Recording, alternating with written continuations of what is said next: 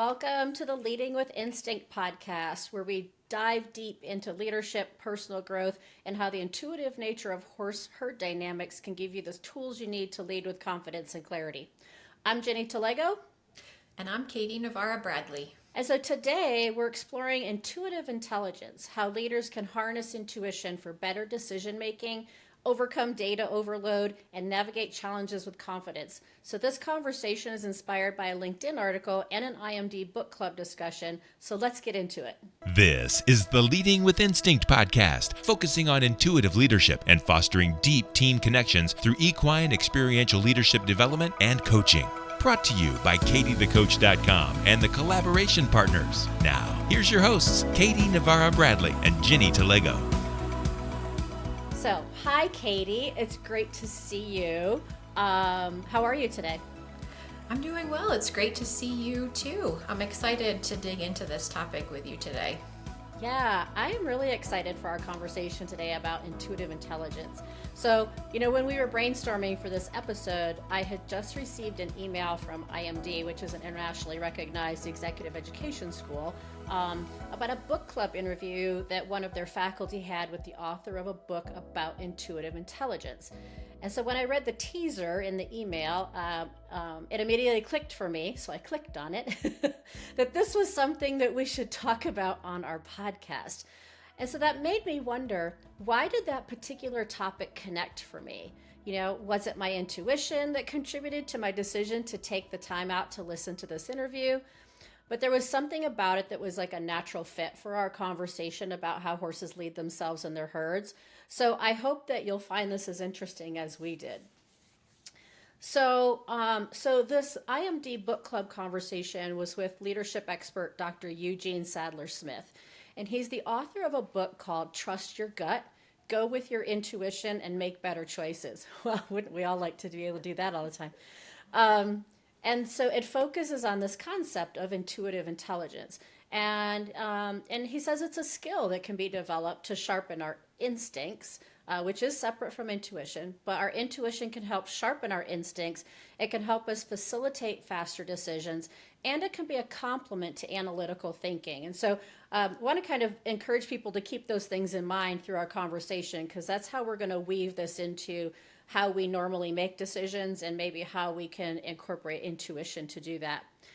And so the other reason that it was really interesting to me is I work with a lot of people, both in leadership roles and not in leadership roles, who struggle to make decisions, both personally and professionally. I think it's something we all struggle with it to some extent, right?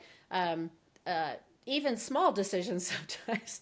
I've always talked about this idea, Katie, you may be able to relate to this, of when you're with your partner or you're with friends even, and somebody says, "Where do you want to go eat?"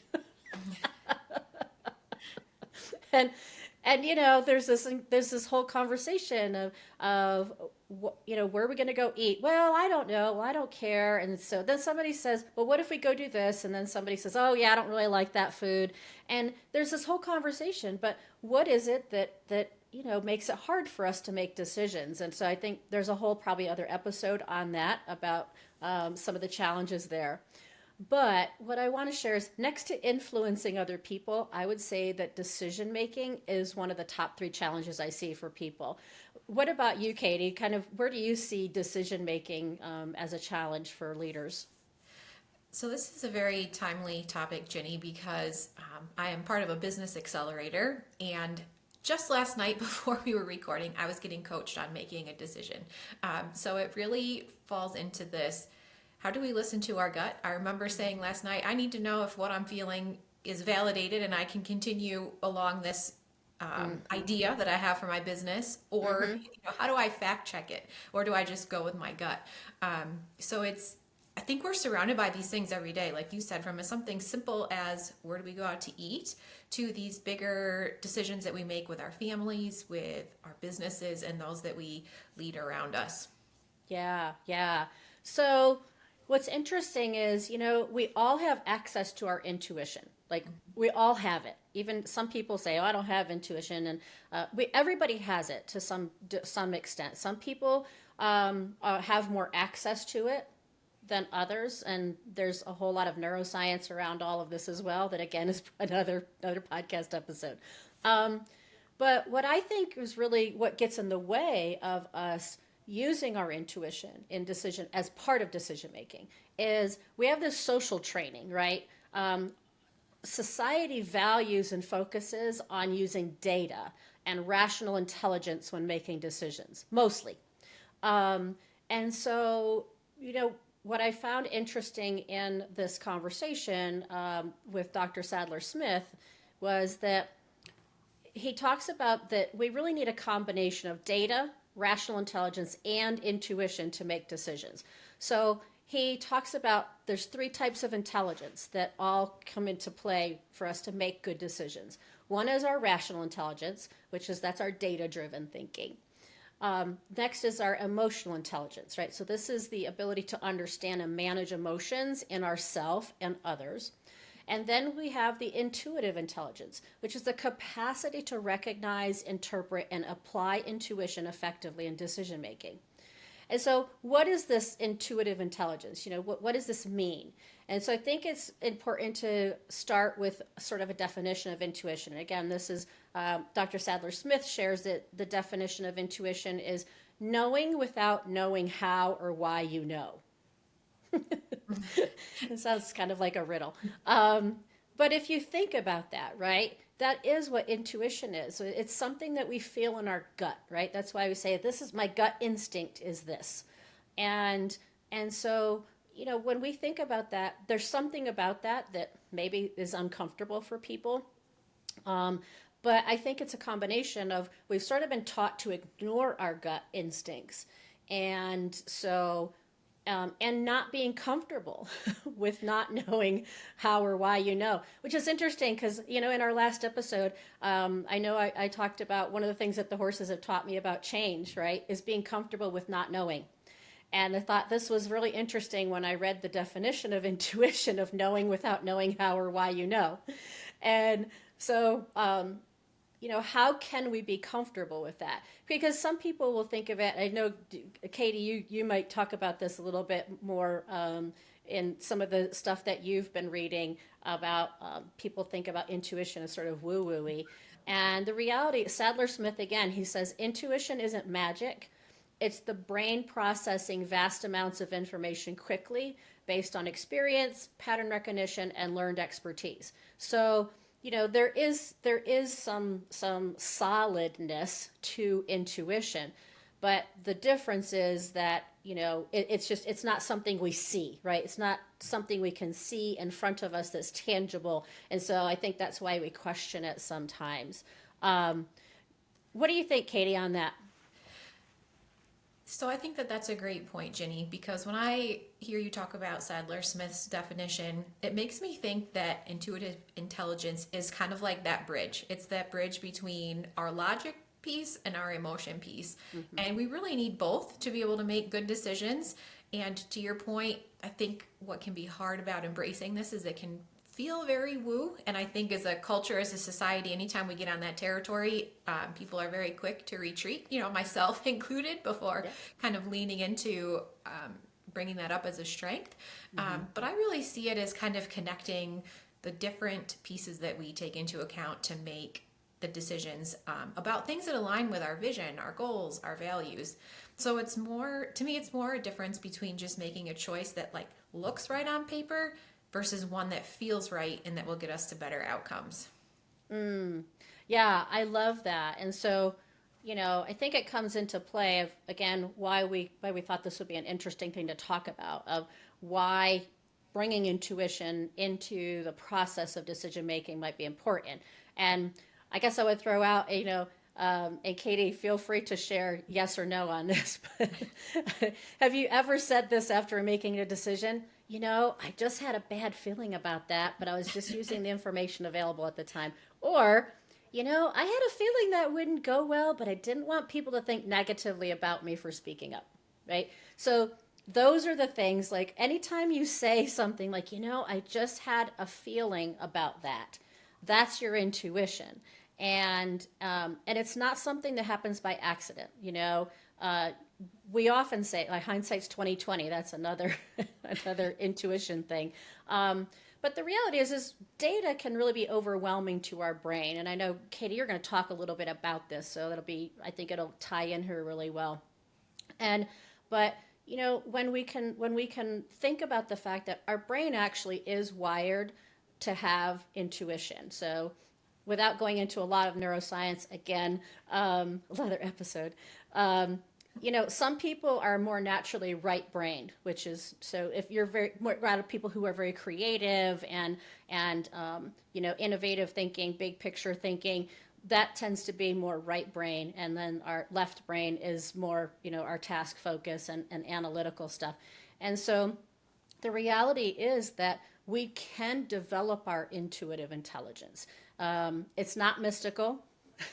Dr. Sadler-Smith says, it's really a muscle that can be developed through practice. So, those are some of the things that really got us, I think, thinking about this topic and why we wanted to bring it to people's attention as leaders, because leaders are faced with making a lot of decisions every day. Some are big decisions, some aren't big decisions, but anytime we have to make decisions, we hesitate because we fear what the uncertainty of the outcome.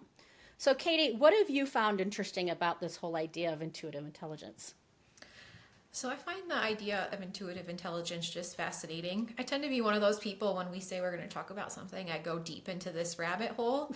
And also, these opportunities just present themselves out of the universe to dig into that topic in unexpected ways. So we had talked about this being the topic of our podcast, and I didn't even realize that I had actually signed up to attend a keynote speech just before we recorded with Britt Frank, who is a neuropsychic therapist and author of The Science of Stuck. And she really got into some of the deep dive of how the brain works and how we can strengthen our brain muscles. And to me, it really helped me reframe some of these different thoughts that go through my mind when I'm trying to bridge that logic and emotion and listen to that intuition. One of the things that I thought was really fascinating about her talk is that she talks about thinking of our brain and ourselves as the CEO. So we're the CEO of our brain. And when we break the brain sections down into different parts, not the scientific parts, but parts like the departments in an organization, or our family parts, or our creative parts, or our survival parts, that's when you can really shift your brain from that overwhelm of data making decisions to be able to strengthen that muscle of listening to your gut and going with what the right decision is at the moment, taking all of those factors into consideration, of course. She also shared some eye-popping statistics, and one that stuck out to me is that 40 million Americans report dissatisfaction, stress, burnout, and overwhelm. So wow, what we're doing is clearly not helping us, and what we need is solutions to help our brain better. Oh my gosh, so true. Yes. And just listening to you talking about kind of what was in that talk that you listened to, that sparks my brain, right? I'm a neurotransformational coach, and so I'm really into neuroscience and how it intersects with business and leadership and organizational development, and so it really is apparent that there's people out here who are understanding this and talking about what is this role of our brain and how can we utilize it better. And I'm just curious, throwing this out as we're talking about it, as I wonder if trusting our intuition, or at least listening to our intuition, knowing that we sometimes need to get it validated, I'm just wondering if we were to become more open to listening to our intuition, how that might help with some of our stress and burnout and overwhelm, right? Because we might not be as worried about making the perfect decision, Mm-hmm. So I like to say that I live by the 80-20 rule, which as a person who's type A, that's a little hard to live by, but I learned a long time ago, I have to get things 80% to where they are and put them out into the world, and we can continue to tweak them and improve them and work towards perfection. But if we wait for that 100%, we will never actually get anything done. Yeah, love that. That actually, so ironically, when I was listening to Britt, one of the very first slides that she put up it was a picture of a zebra and a lion just off of the zebra's hind end. So I had to laugh to myself because these are exactly what we're talking about. How do you trust your intuition of, okay, what is now plan B? And what she took out of that slide that was incredibly helpful for me was that our brains are not wired for success. We're actually not much different than a zebra and a lion. Our brains are wired for survival. Yep. So let me say that again, because I think we tend to miss that. Our brains are not wired for success. They're wired for survival. Mm-hmm. And so when we start to understand how our brains work, naturally, then we can start digging into how different parts of our brain, like this intuition piece, can be strengthened and pulled up when we're making those decisions. Yes. And it seems like the experiences that we have with our horses and the things that they do and how they do things can help us to develop our intuition. Would you agree? I agree. And I think that we have brainstormed some great ways to share that with our listeners. Yeah. Do you want to share your experience first? I will, yeah. So as everybody knows, Katie and I always like to include some of our own experiences of how the horses have taught us things about the topics we're talking about. And so today is, I want to share, this is a story I had of one of my horse, Wager, who is kind of my heart horse to some extent. I've had him for a long time, and he's been my greatest teacher about everything, no matter what it is in life. And so about 19 years ago, I was working full-time in the horse industry. I was a trainer and I was a riding coach. And at that time, Wager was my only horse that I had. And the other horses that I worked with all, belonged to clients. And we were starting to compete in local horse shows. And a lot of it was really mostly for fun. And I wasn't really into it for myself to do any high level competition. It was just something to do to keep my brain occupied. But I took a client to a horse show with her horse. And so I took Wager just to get him out, experience a new venue and stuff. And I had been to a lot of horse shows at that time in my career. So this wasn't my first rodeo, so to speak. And so we got to the horse show, normal stuff, right? We get to the horse show, you get the horses off the trailer, tie the horses to the trailer, get their hay all set up, and you start, just kind of, you have this routine usually, right? Get your horse groomed and start getting them ready to be able to ride. So when we got to the show and I got Wager off the trailer, he was looking around a lot, not uncommon at a new location in particular. And there's a lot of other horses around, so all these things happening.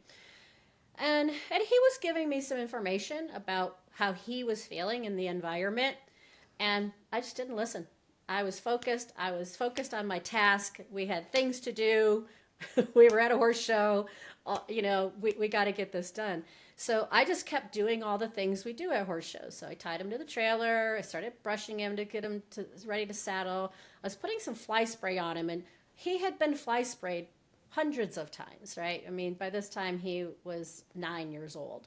And, but I was putting fly spray on him, and he like spooked. He kind of pulled back from the trailer, and, like he'd never been fly sprayed before. And my reaction was, right, oh, come on, stop doing that. So he seemed agitated. I didn't know why, and I was not taking the time to try and understand why. So saddled him up. I went to get on him, and he kept moving away for me to get on. Now, my gut questioned getting on him, but my ego ignored those messages. And so I got somebody to come and hold him for me so I could get on. Long story short, he continued to communicate information to me about his discomfort with the situation. My gut kept telling me to listen. Like, even once I was on him, my gut kept saying, you know what, today might not be the day for this. But my ego kept telling me to ignore my intuition because my horse needed to just do what I wanted. And so the outcome was he finally had enough of me not listening, and he made the decision that I was done riding for the day. So in reflecting back on that experience through a new lens of the role of intuition, along with a deeper understanding of how horses experience the world, which is what I've done over the past 15 years, really learning that. You know, my intuition kept coming up over and over with a message that would have kept me safe. My ego pushed my intuition aside, and it ended poorly for me. And not really bad, but just poorly. Bruised ego, really. Lots of bruised ego. And, you know, for my horse, I never knew what was causing him to not feel safe. But he couldn't ignore his instincts, right? His instinct was that whatever was happening in that environment and with me, right? Because my energy was contributing to him not feeling safe. Whatever that was, I don't know. What I do know is that my intuition about his instincts was spot on. But my ego, another brain thing, kept getting in the way and pushed it aside. And so it ended up not being a good situation for us. And so, you know, one thing that's I think important is instinct and intuition aren't really the same thing. But they're both things that we often push aside because we don't feel like we can explain them in a rational way. And so a lot of things horses do seem odd to us because they're operating from a place of instinct, which, like intuition, isn't always explainable through data. And so that's kind of an uncomfortable thing. But what do you think on that, Katie? Well, I think anybody that has ridden horses could probably share 5, 10, or 20 of the similar experiences. So you are not alone. We all tend to skip that, Right. those small cues that they're giving us. But one of the stories that I wanted to share came out of a coaching session I had. Actually, it was 2 different coaching sessions with 2 very different people, but the way the horse reacted was so similar that it just sort of stuck with me. And so I was using my horse Bella. She is a horse I've owned for 12 years now. Wow, time has flown. And she and I can be at odds at times, but she really is a sweet horse and loves everyone else other than me, which makes her perfect for these programs because she's also not just going to just do. You really need to partner with her to get her to agree. But what this one situation in particular came to mind is that I had a participant come who had a prosthetic leg. And even though his surgery had happened 2 years prior, he was still processing his feelings about losing his leg and struggling with how others responded to it. To the point that he and his wife emailed me before the workshop to make sure that safety was going to be okay, which absolutely we take a lot of precautions. But when he showed up, he was equally worried about scaring Bella. It's not every day that my horses see a prosthetic leg. I wouldn't have necessarily thought there was much noise to it, but he explained that there's noise when it moves, and he was afraid that that was going to make her afraid as well. And so watching her support him in that moment was her leaning into her tuition. So of course we made safety precautions just to be on the, just to make sure that everybody was safe. But I kind of stepped back and let her evaluate the situation. And she took one sniff of his leg. She let him pet her on the shoulder. And then she just stood there for him. And to me, yes, there's part instinct there, but I also believe there was a lot of intuition because she was processing information that even though she and I can be at odds, she knows I am not going to put her in a situation where she's going to get hurt. Mm-hmm. So she could trust that I was not going to put her with a person who was going to push her past her limits. She also had past experiences knowing that in these workshops, she got to choose who she worked with and how they worked together. And she could sense that he came to this with, we talked about this before, a sense of congruency. He was really willing to share what was going on for him internally, even though externally he was projecting quite a bit of confidence. Mm-hmm. So it was really, as I think back on that moment, it was really an aha of how horses assess different experiences that they've had throughout their life, and then in that moment to decide how they're going to partner with us that day and who they're going to partner with. Because I also had another workshop where I had a woman for a couple weeks before I hurt my ankle, I'm not sure I'm going to be able to come in, all of these things. And then leading up to the day of the workshop, she decides to come in. Bella again went and stood with her nose right on her clipboard, and Bella intuited that she needed the extra support that some of the others in the group didn't have. And this can be a topic for a whole nother episode, but the people who were quote unquote ignored really came back to some interesting insights about how that feeling transfers into the workplace. Mm-hmm. So it's, the horses really know how to bring up things that sometimes we're just, like you said, we're pushing them aside either for our ego or because people are telling us not to, or because we're just pressed for time to make those decisions. Yeah, I mean, I love that so much, and those kind of stories are exactly the reason why we do the work that we do, right? And I think it's interesting because it kind of comes back to you and I had some conversation when we were preparing for this about, again, going back to this, that people sometimes are made to feel like their gut feeling is woo-woo, but you found some research about this and had some ideas on how to kind of gut check yourself when those things come up. So I'd love to hear that. Sure. So there is quite a bit of body of research that has found direct links to intuition and better quality decision making. And I don't want to get too deep into the weeds because that could be a whole other episode. But what the takeaway for me was that it can be helpful to gut check your gut feeling, right? Mm-hmm. And so one of the ways that I've learned to gut check my own instinct really has come from watching the horses. For me personally, I know when I get overwhelmed with data and decisions, I tend to forget about all of the other things going on in the environment. And horses never miss anything. When they see or hear something in the distance, they raise their head, they point their ears in that direction to decide, do I run? Do I fight? Am I okay to stay here? Can I ignore it? But they also take into account how those in their herd are responding. Mm-hmm.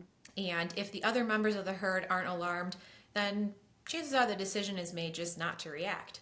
So I have found that when I feel something in my gut and I have an opportunity, I like to turn to a handful of trusted advisors, mm-hmm. just to put it out there in the universe. Sometimes even just saying it out loud helps me decide if what I'm feeling intuitively is the right decision.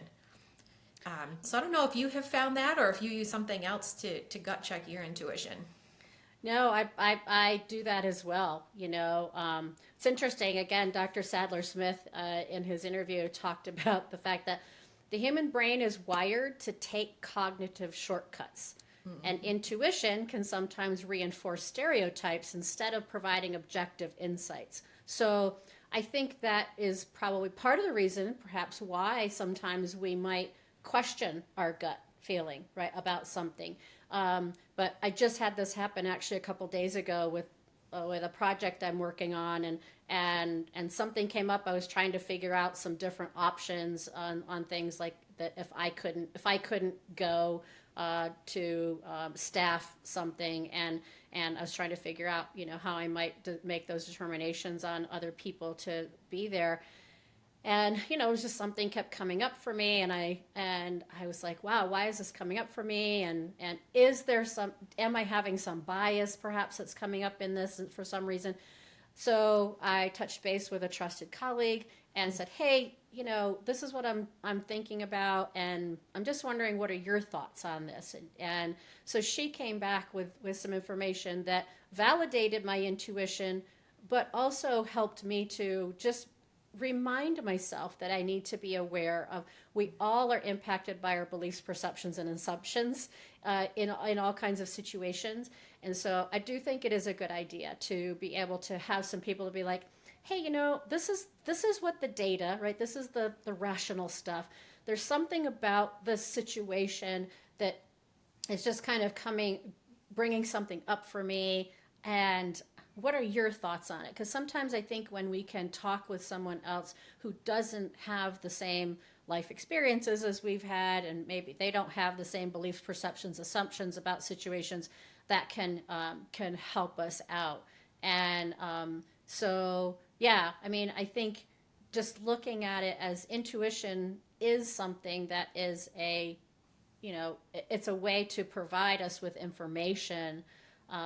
And that to me is the important piece, is I want people to not see intuition as this sort of off and be like la la la la la magical thing, that's out there. Exactly. And I think, so when you say that, Ginny, if I were to say that in a different way, to me, intuition isn't about guessing.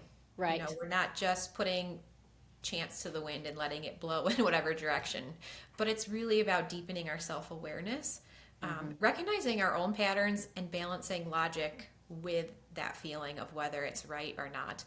And leaders, if you think about leaders in your own community, whether they're professional networking groups or your colleagues, those who are able to cultivate their intuitive intelligence are able to make faster, clearer, and more confident decisions, even in uncertainty. And if you don't stop to think about that, you're like, why can they do that? How do they make this look so easy? And it's because they have spent time self-reflecting, looking for those patterns, and being able to bring those to the table in even the most pressure-filled situations. Yeah, I love that, that understanding it's about the balance, right? And so, so one of the things that Katie and I like to make sure that we do in these conversations is give our listeners some tangible things that they can do with this information. So how do we strike the balance between intuition and data-driven decisions? Because we don't want to ignore the data, but one of the things that you can do is just start to pay attention to your intuition, whether it's a business decision or a personal decision. If something keeps creeping into your consciousness, especially when you're making decisions, it's because there's something that needs your attention in that. And so if that's coming up for you, just allow yourself to take some moment to reflect and think about, what is it that this information, this intuition, what is it trying to tell me? And it may just be that you need to gather a little more data, or you need to go run it by somebody, something like that. But I just want to encourage you to start paying attention to it, notice it when it comes up for you, and not be afraid of it, and not completely ignore it, like I did with Wager. But Katie, what else do you have? Because you also were kind of doing some research on this, and what else do you think people can do? So as you said, paying attention is the first step, and being aware of when this happens. And I think it's important to take it one step further. And so when you are starting to think about when these moments are cropping up, pay attention to what's happening with your senses when you get that gut feeling. Are you feeling butterflies in your stomach? Or is there a tension somewhere in your body? What's going on around you? Are there specific smells, sights, or sounds that either consistently show up when you get that feeling or help you work through what you're processing? I know for me, I don't know if anybody else is like this, but I forget to breathe a lot. And, horses rely on their sense of smell as much as their hearing and their sight. And when I'm out, sometimes I will literally just stop and breathe, and you can smell the smell of spring, or you can smell the flowers in summer. And sometimes just giving your brain that chance to notice what's going on when you're feeling this intuitive decision coming up, those can start to give you clues that your intuition is work, and then you can start to make that into a pattern as you're faced with similar decisions down the road. I love that. That's such a great conversation today, Katie. Thank you so much for diving into this with me when I brought it up in our brainstorming. So maybe we can do some deeper discussion on the role of intuition and instinct in a future podcast. But for anyone that's interested in the IMD conversation with Dr. Sadler-Smith, we'll drop a link to that in the show notes. And Ginny, I'll also have you add a link to Britt Frank and her book too that I mentioned, so that if folks want to read that, it's another deep dive into some neuroscience on the brain with some great takeaway strategies. Yeah, love neuroscience. Well, that's a wrap on today's conversation about intuitive intelligence. We hope that this episode has helped you think differently about the role intuition plays in leadership.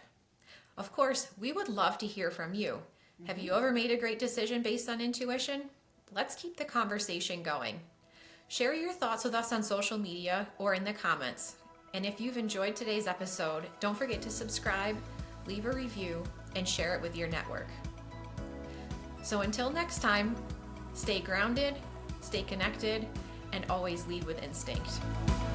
This has been the Leading with Instinct podcast, focusing on intuitive leadership and fostering deep team connections through equine experiential leadership development and coaching. The Leading with Instinct podcast is brought to you in partnership with the Collaboration Partners, harnessing the collective human potential in organizations since 2009, providing equine experiential learning for lasting change. Get in touch at thecollaborationpartners.com and by katiethecoach.com, helping entrepreneurs and business leaders reset, reconnect, and reframe to live their best professional and personal lives. Visit katiethecoach.com for more information. For more information about equine experiential development and coaching and the Leading with Instinct podcast, visit www.leadingwithinstinct.com. The Leading with Instinct podcast is available at leadingwithinstinct.com, on the Leading with Instinct YouTube channel, and wherever you listen to your favorite podcasts. Subscribe today, and thank you for listening to the Leading with Instinct podcast.